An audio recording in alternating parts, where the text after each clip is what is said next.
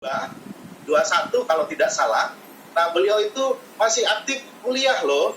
Beliau seorang mahasiswa sekarang dan masih aktif. Di tengah-tengah kesibukan beliau belajar menjadi mahasiswa, beliau membangun bisnis dengan ayahnya. Yang tercintanya membimbing beliau sampai akhirnya mencapai seorang MDIT bintang 1. Kita coba hubungi beliau, kita akan berkenalan langsung dengan beliau.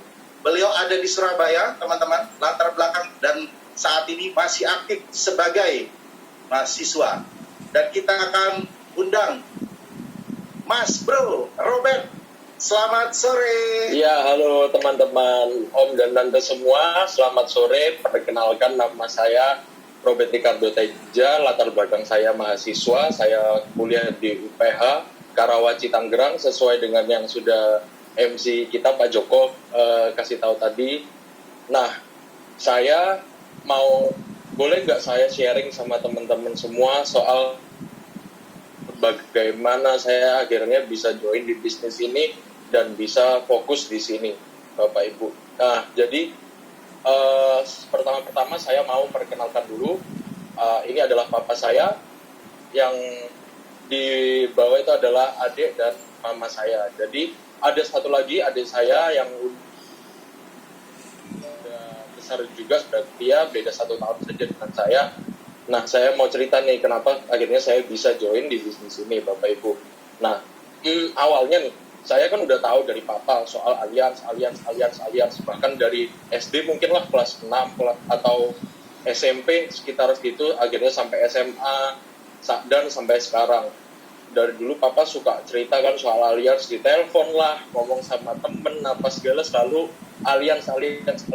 Jadi saya sebenarnya sudah tahu lah basic umumnya alians itu kayak gimana, terus klaimnya, terus ya papa suka bilang kita ini, pekerjaan kita ini nggak cuma dapat duit tapi juga kita bantu banyak orang.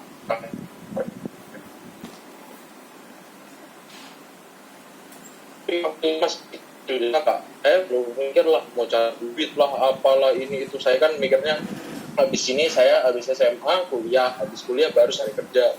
Tapi ada satu titik di mana saat itu kan liburnya panjang, terus saya sudah selesai ujian juga, sudah lulus, terus bingung.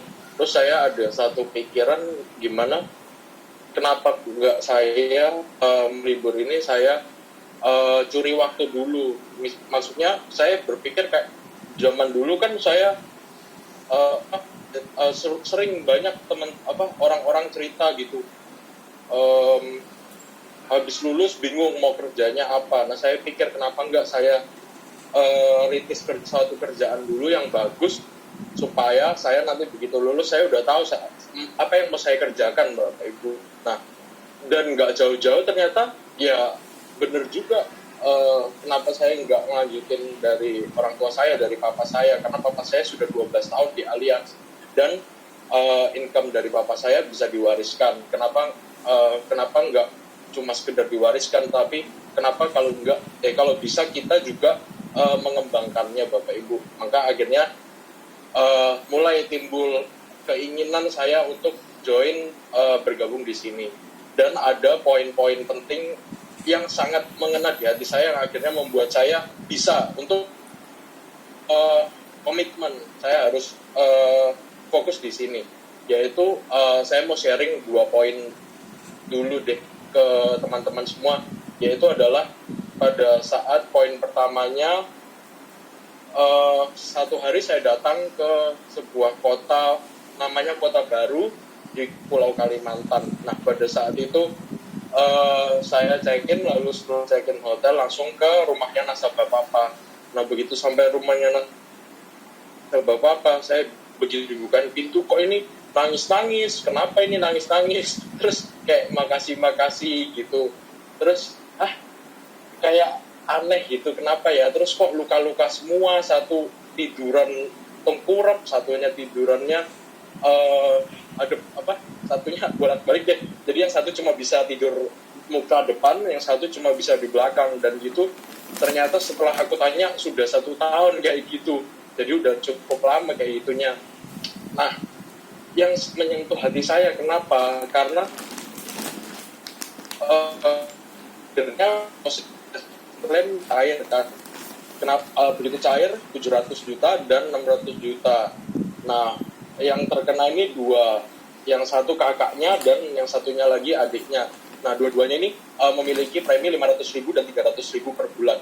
Waktu itu menurut mereka mungkin besar ya, karena gaji mereka sendiri aja 2,5 juta gawai di sana, dan yang satu lagi sebagai guru les gajinya cuma 1,5 juta atau 2 jutaan, tapi berani ambil 500.000 dan 300.000.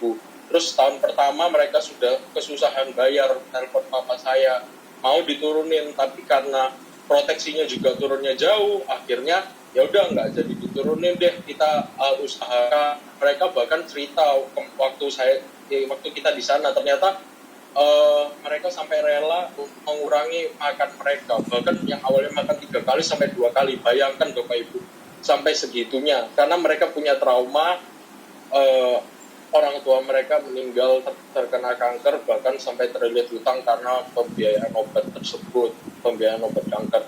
Jadi dari situ, bahkan yang kita nggak kenal sama mereka awalnya cuma sekedar ya cuma nasabah dan agent aja, tapi akhirnya bisa menolong mereka walaupun kita bukan keluarga mereka, Bapak Ibu. Lalu juga ada poin kedua yang akhirnya menguatkan hati saya dan membuat saya semakin semangat di sini. Kenapa itu? Yang kedua ini langsung dari keluarga saya sendiri, Bapak Ibu. Keluarga saya sendiri terkena musibah. Jadi kalau Bapak Ibu tahu sekalian, Bapak Ibu sekalian tahu, soal Lion Air, ya ada om dan tante saya yang di sana, Bapak Ibu. Jadi waktu itu mereka dari Bangka datang ke Jakarta, mereka sudah resepsi di Bangka, mendatangkan ke keluarga mereka, pernikahan keluarga lah, keluarga kita. Terus ada resepsi lagi nih di Jakarta, mereka datang lagi. Nah, waktu datang ya udah kita sempatkan ketemu, terus bahkan kita sempat jalan-jalan bareng ke Bogor, keluar kota. Terus kita juga sampai titik di mana satu malam kita masih makan malam bareng-bareng di satu restoran, Bapak Ibu. Tapi nggak disangka ternyata musibah pun terjadi, nggak ada yang tahu. Pagi-pagi terjadi, Bapak Ibu, pesawat Lion Air JT610 jatuh di Karawang. Dan ini membuat semua keluarga kita shock, Bapak Ibu. Karena siapa sih yang nyangka bakal secepat itu dipanggil sama Tuhan. Padahal kita nggak nyangka bakal mereka duluan, karena mereka yang paling sehat dan yang paling masih energik lah. Maksudnya bisa keluar negeri, masih bisa jalan-jalan dan sebagainya. Tapi kok malah akhirnya mereka dulu, bahkan langsung dua-duanya. Saya sebagai anak merasa seperti gimana ya Bapak Ibu, kalau kita sendiri yang merasakan dan kita adalah anaknya mereka, pasti kan satu orang tua aja udah rasanya sedih sekali ya Bapak Ibu, apalagi kalau dua-duanya. Dan ini membuat saya semakin percaya, oh ya, bisnis yang saya jalankan ini sangat baik.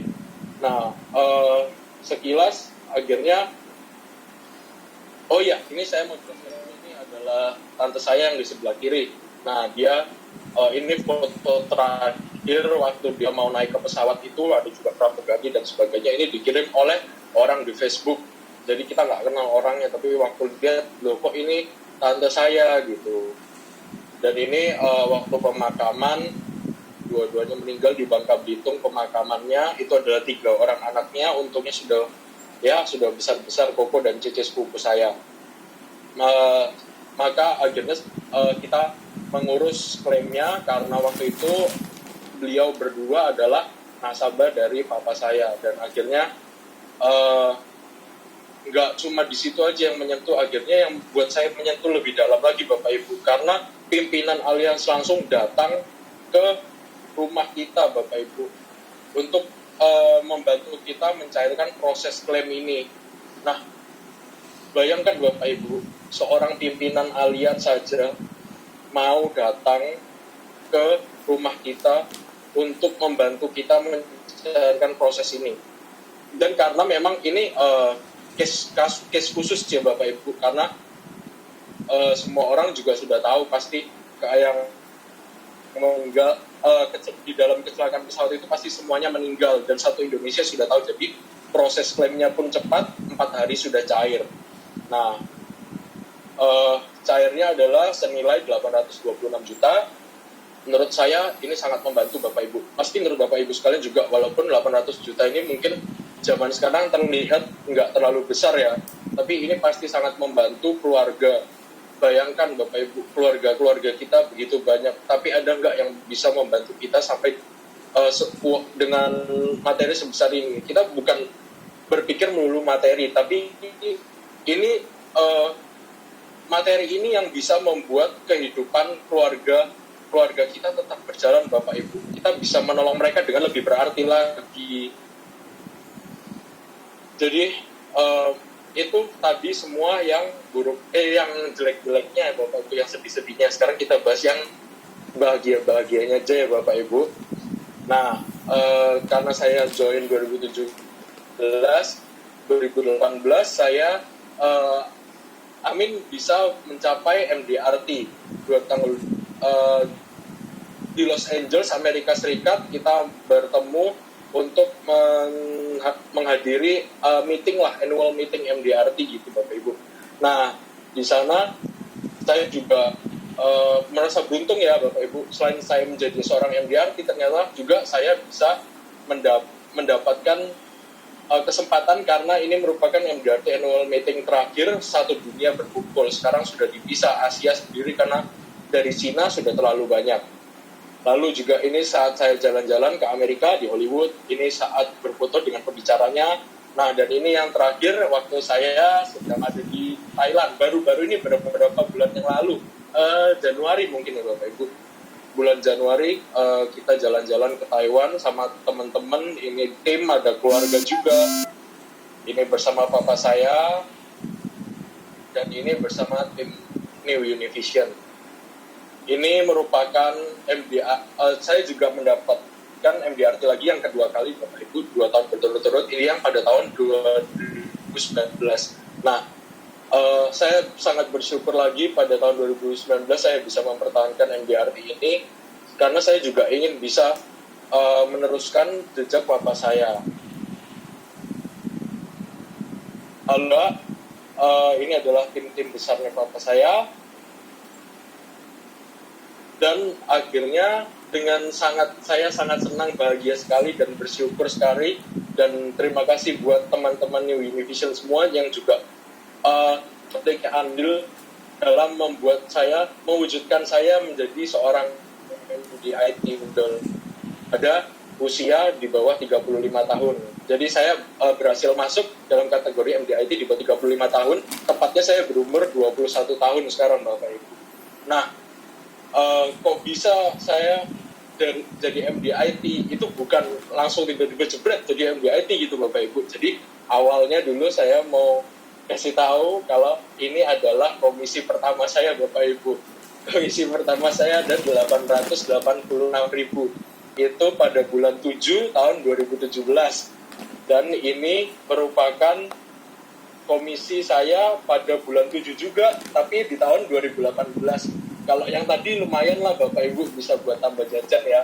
Kalau yang ini udah 48 juta, saya anak kuliahan ya, paling nggak sudah bisa bayar kuliah saya dan sebagainya. Jadi saya sangat bersyukur sekali nggak membebankan lagi.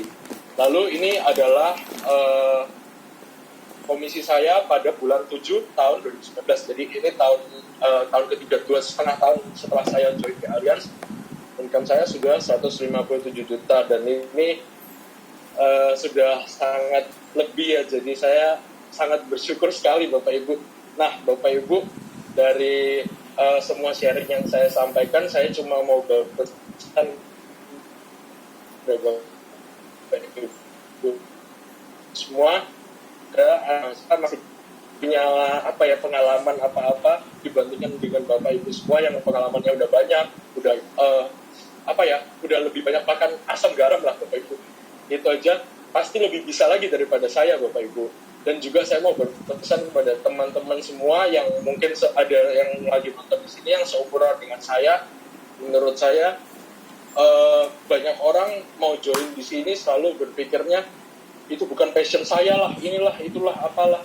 Tapi sebenarnya menurut saya kita harus coba dulu Bapak Ibu. Kita jalani prosesnya teman-teman. Lalu nanti baru kita tahu apakah kita benernya suka apa enggak sih di sini. Apakah ini bener passion kita. Lah kalau kita belum coba, gimana caranya kita bisa tahu ini passion kita atau bukan, teman-teman. Gitu sih kalau menurut saya. Saya sangat bersyukur di sini. Sekian sharing dari saya. Terima kasih buat Om, Tante, teman-teman, dan terima kasih Pak Joko sebagai MC sudah memperbolehkan saya untuk sharing di sini. Luar biasa. Terima kasih